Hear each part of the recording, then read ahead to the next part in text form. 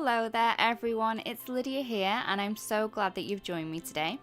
Today I'll be playing with the new Majestic Mistletoe from the September holiday release from Alter New. This is the card I'll be creating and I'm going to be using a masking technique here. Instead of the usual masking, I am going to be using some heat embossing to do the masking. It's really quite simple and today I'm going to show you how. So I'm going to be using this set. So this, again, like I said, this is from the September holiday release. And I'll be using the branch that has the berries, not the one without the berries. There are two branches and I'll be using the one that you stamp the berries into. So I'll be stamping this twice. I'm going to be using the Misty because this makes this technique really simple. So I've added my card in a little bit of an odd place. So I've added it up to the top so I can then leave my branch image in place while I do the rest and then stamp over it again. So I'm stamping this first up with some olive. This is one of my favourite inks from the Alter New range and I just love this olive colour. It is so beautiful. So I'm stamping this down. This is the first layer.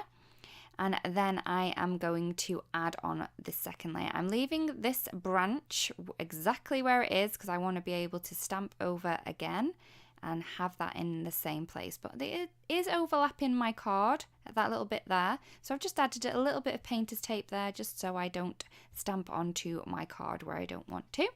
So this is the second layer and I'm going to add this in with moss ink. So I'm just going to pop the ink onto the stamp, making sure I don't ink up the other stamp that is actually in place from before, and then adding this on top of that layer. So once I have done this, I then realised I made a boo-boo. I should have maybe embossed the branch before doing the berries, but I didn't, so I'm going to keep going. I've added the berries into place, then closed the lid of the Misty so they stay in the right place, and I'm going to be stamping these up using crimson. As I want these berries to look very juicy, I decided to ink these up twice.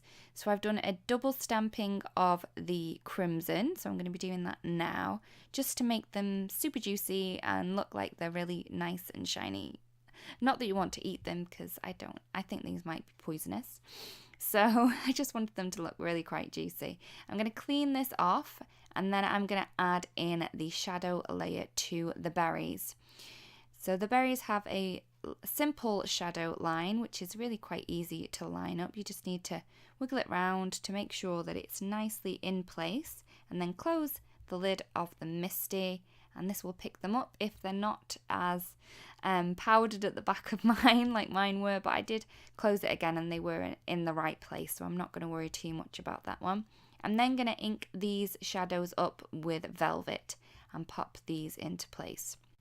I'm then going to take the small little pip image for the berries and I'm going to just add these onto each of the berries with some espresso ink. It's really quite easy to do that, so you don't need to worry about getting it in the right place because it's just one little stamp. I'm then adding the berries back over, so these are the full berries, they're nice and clean, and I'm adding these over the berries that we've just stamped before, so I can then ink this up in some embossing ink and then emboss over the top.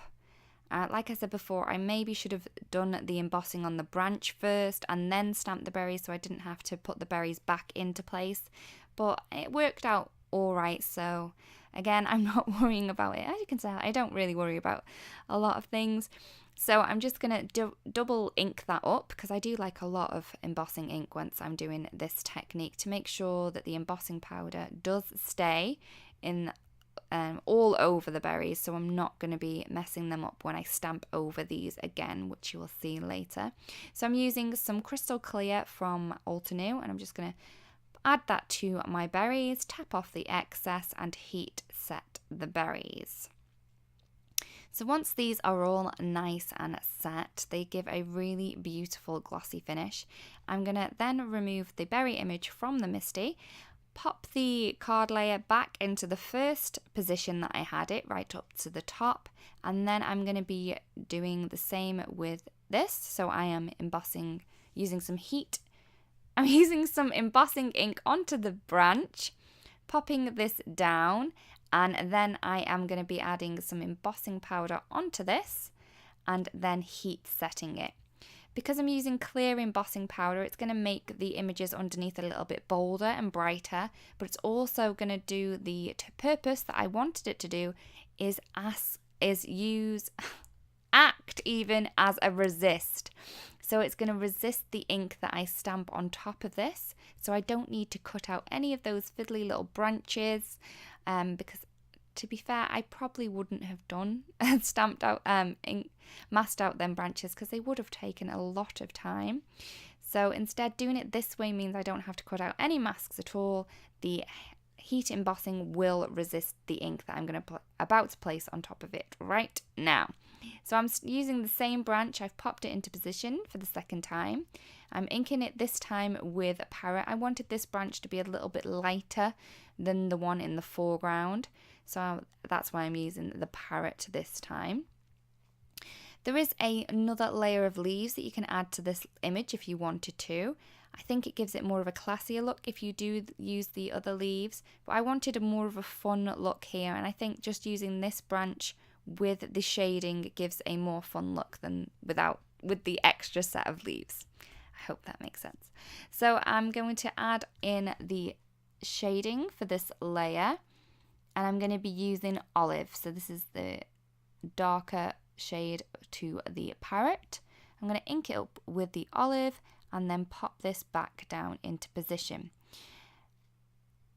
Also, when you're doing it this way, you are going to want to make sure you clean off the other branches that you've stamped before.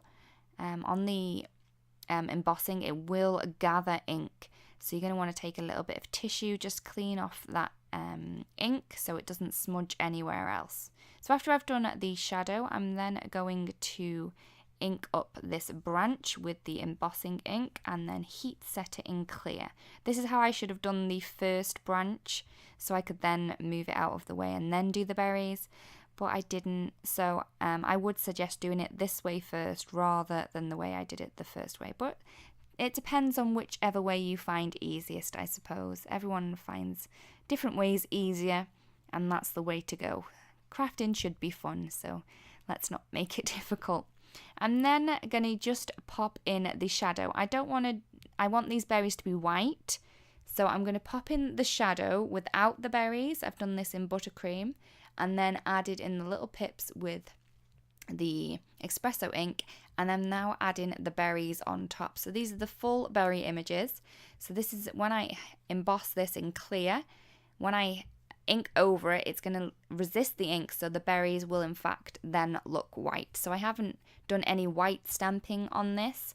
I'm just doing the embossing on it now, so it will resist the ink later on. So I'm going to heat set this so all my images are lovely and shiny.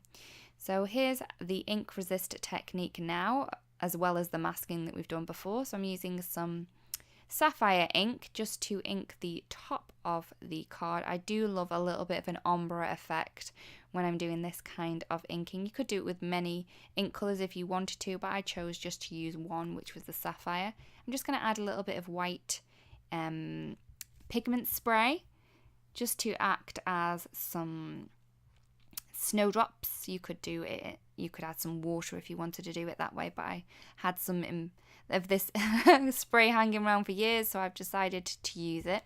For the sentiment, I decided to pop this on a vellum strip. I'm using the 'Tis the Season from Night Before Christmas and some vellum. I'm just using a anti-static tool so the powder doesn't stick where I don't want it. I'm popping this into place with some embossing ink, and then I'm going to be using the Altenew pure white embossing powder to emboss the sentiment. So I'm just going to tap off the excess, and then I'm going to heat set it. You are going to want to make sure that your heat tool is nice and hot before you do try and heat it on the vellum, because vellum is notorious for bending and bowing. I'm just pop some tape on the back of my card layer that we've done with the inking, and I'm just taking the top off the ones on the side, so when I bend this strip of vellum around now, it's going to be stuck into place. So I can then turn it over, just snip off the excess, and then remove the other two pieces of tape. I find it easier to remove these afterwards because otherwise it's just going to get so super sticky that my fingers are going to stick everywhere. I'm going to then add this to the top of a card blank, and my card is complete. So I really do hope you like this technique and that you give it a go. Thank you so much for watching, and I'll see you again soon. Goodbye.